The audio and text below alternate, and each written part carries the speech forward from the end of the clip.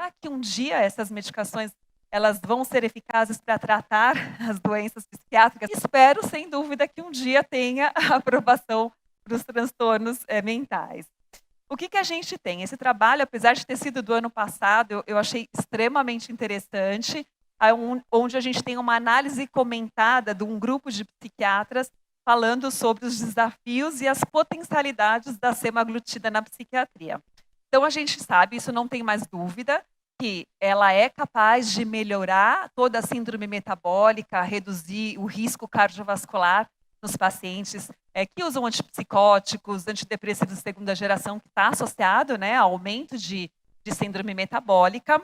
Ela também tem esse papel de modular circuitos de recompensa e cognição, motivação, possivelmente com efeitos indiretos no humor. E lembrar que hoje ela ocupa, né, um campo de tratamento também dos transtornos por adição, principalmente pelo álcool. E quanto aos desafios, é que todos os dados que a gente tem por enquanto vieram de pacientes que utilizaram para obesidade, para diabetes. A gente não tem especificamente muita coisa em pacientes com transtornos mentais e que tiveram esse desfecho avaliado. Além disso, a gente tem aquilo que ficou do passado, aquela preocupação quanto aos efeitos colaterais relacionados à depressão ou ideação suicida. E o que eles colocam aqui, que possivelmente foi mais comum naqueles pacientes que tiveram uma perda de peso muito grande ou que já tinham uma certa vulnerabilidade prévia.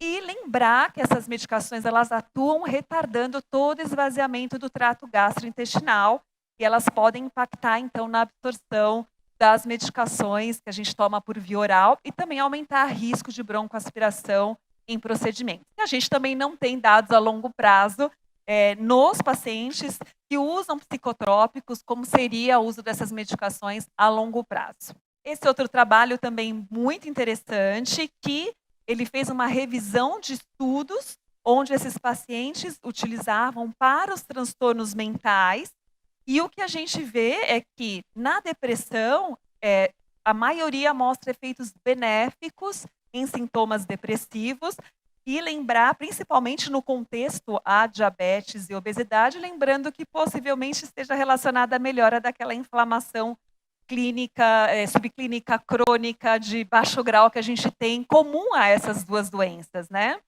Lembrar que hoje a gente já tem muitos dados promissores em relação aos transtornos por adição ao álcool, e algo interessante é também trabalhos mostrando a melhora naqueles padrões do comer emocional, do comer alimentar disfuncional, muito comum aos pacientes que têm o transtorno do espectro autista.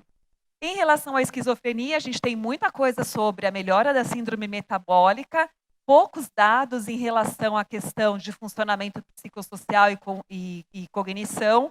Demência, os dados também são inconclusivos ainda, assim como a ansiedade, os dados ainda são inconclusivos.